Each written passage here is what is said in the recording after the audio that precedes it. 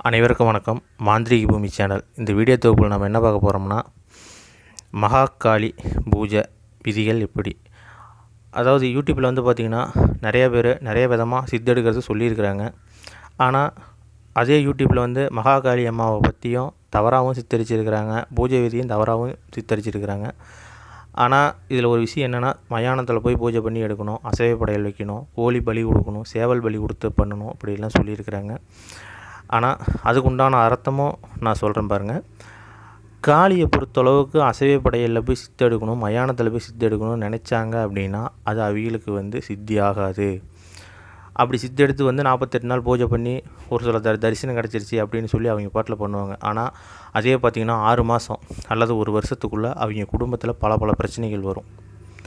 ஒன்று சாப்பாட்டுக்கு வெளியில் அது பண்ணும், இல்லைன்னா பிள்ளை பசங்களுக்கு ஒரு வியாதி வந்து உண்டாகும், இல்லைன்னா அவிகளுக்கே வியாதி உண்டாகும், இல்லைன்னா சொந்த பந்தமே எல்லாம் ஒதுக்கி வைக்கக்கூடிய சூழ்நிலை வரும். ஏன் ஊரை விட்டு போகக்கூடிய சூழ்நிலைகள் கூட வரும். காளியோடைய பூஜை தவறான நடந்ததுன்னா காளி ஒரு நாளைக்கும் அசைவ படையலுக்கு வரவே வராது.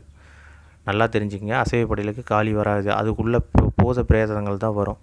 அதுங்க வந்து உங்களை வந்து ஒரு சில தரிசனம் மாதிரி கொடுத்துட்டு போயிடும். ஏன்னா அதுக்கு உட்பட்டது வந்து வராது. ஏன்னா காளி பூஜை வந்து சாதாரண விஷயங்கள் கிடையாது. காளியம்மா வந்து மாந்திரீகத்தில் உச்சகட்டம் சொல்லிடுறாங்க. காளியை கட்டி வச்சுட்டாங்க, முனியை கட்டி. காளி தேவியை வந்து கட்டக்கூடிய சக்தி யாருக்குமே கிடையாது. நல்லா புரிஞ்சுக்கணும்.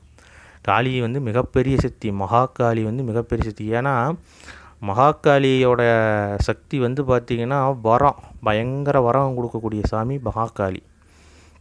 இந்த மகாகாளி அம்மாவை வந்து பெரிய மந்திரவாதிகள், ஏன் விக்ரமாதித்தன் அந்த ஆதி காலத்தில் நம்ம ராஜா இந்த பழைய காலத்து கதையிலெல்லாம் சொல்லி கேட்டிருப்பீங்க, விக்ரமாதித்தன் கதை.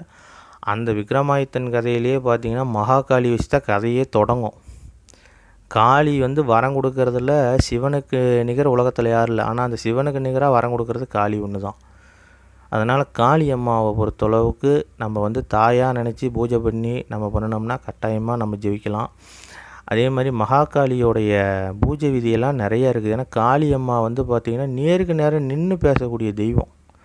அதுக்குன்னு வந்து நம்ம 48 நாள் பண்ணிட்டோம், 90 நாள் பண்ணிட்டோம், நேருக்கு நேரம் நின்று பேசலைன்னா அப்படியெல்லாம் பேசாது. ஏன்னா காளி வந்து சாதாரணமாக நம்மக்கிட்ட வந்து அப்படி வராது. உங்களோட அன்புக்கு கட்டுப்பட்டு நீங்கள் வைக்கிற பூஜையை கட்டுப்பட்டு தான் அது வரும். ஏன்னா நீங்கள் பூஜைனா அசைவப்படையில் அது இதுன்னு வச்சிங்கன்னா கட்டாயமாக காளி விலகிடும். நல்லா புரிஞ்சுக்கங்க. அதே மாதிரி காளி வழிபடுறதுக்கு முன்னாடியே என்ன பண்ணணும், வேறு ஒரு தெய்வம் ஒன்று, அந்த தெய்வத்தை முக்கியமாக வழிபாடு பண்ணணும். சரிங்களா? அந்த தெய்வத்தை வழிபாடு பண்ணால் காளி அம்மாளுக்கு வந்து சக்கரங்கள் ரொம்ப முக்கியம், காளி அம்மாளுக்கு மூலிகை ரொம்ப முக்கியம். காளியம்மா வந்து நம்ம வசியப்படுத்துகிறோம், நமக்கு வந்து சித்தாகணும் அப்படின்னா என்றைக்கும் காளி வசியமெல்லாம் ஆகாது. அம்மாவோட அனுகிரகம் தான் நம்மளுக்கு வேணும். வசியம் பண்ணணும்னு நினச்சோம்னாவே நமக்கு அழிவு வந்துடும். அது ஒரு விஷயம். அதே மாதிரி வந்து காளியம்மாவை வச்சு அனைத்து விதமான வேலைகளையும் செய்யலாம். அஷ்டகர்ம வேலைகள் அனைத்துமே செய்யலாம். மெயினாக விஷயம் என்னென்னா, காளியம்மா வந்து நம்ம கூட இருந்துருச்சு அப்படின்னா முக விஷயம் தன விஷயம் ஆக ஆரம்பிச்சிடும். சரிங்களா? காளி வந்து மாந்திரிகத்துக்கு தான் வரும் அப்படிலாம் கிடையாது. காளி ஒருத்தர் யார் நல்லா தெளிவாக வச்சு பூஜை பண்ணி வராங்களோ அவங்களுக்கு ஐஸ்வர்யமெல்லாம் என்றைக்குமே குறையவே குறையாது. ஏன்னா 8 காளியுமே வந்து ஒன்று தான், அஷ்டத்துக்கு 8 காளியும் ஒன்று தான். அது நல்லா புரிஞ்சுக்கங்க. ஏன்னா ஐஸ்வர்யத்தை அள்ளி கொடுக்கக்கூடியது காளி தான். பொற்காளி இதில் எல்லாம் பார்த்திங்கன்னா பொற்காளியெல்லாம் உள்ளே வந்துடும். மகாகாளிங்கும் போதே 8 காளியும் தான் ஒன்று. மகாகாளிங்கிறது தனியாலாம் கிடையாது. மகாகாளிங்கிறது 8 காளி ஒன்று தான்.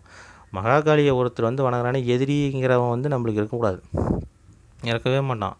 அதே மாதிரி நாளைக்கு உங்களுக்கு நடக்குதுன்னா காளியம்மா வந்து கனவுல சொல்லிவிடும். இதுக்கெல்லாம் நாம் வந்து ஒழுங்காக கட்டுப்பாடாக இருக்கணும். நாம் வந்து கரெக்டாக வந்து தவறான ஒரு எண்ணங்கள், தவறான ஒரு சிந்தனைகள் அந்த மாதிரி இருக்கக்கூடாது. கண்ட பழக்கத்துக்கு அடிமையாக இருக்கக்கூடாது. இதெல்லாம் இல்லாது இருந்தால் அம்மா வந்து சின்ன பிள்ளை உருவத்தில் வந்து மடியில் உட்காந்து பேசும். இது கை கண்ட அனுபவத்தில் உண்மை, இது சத்தியம்.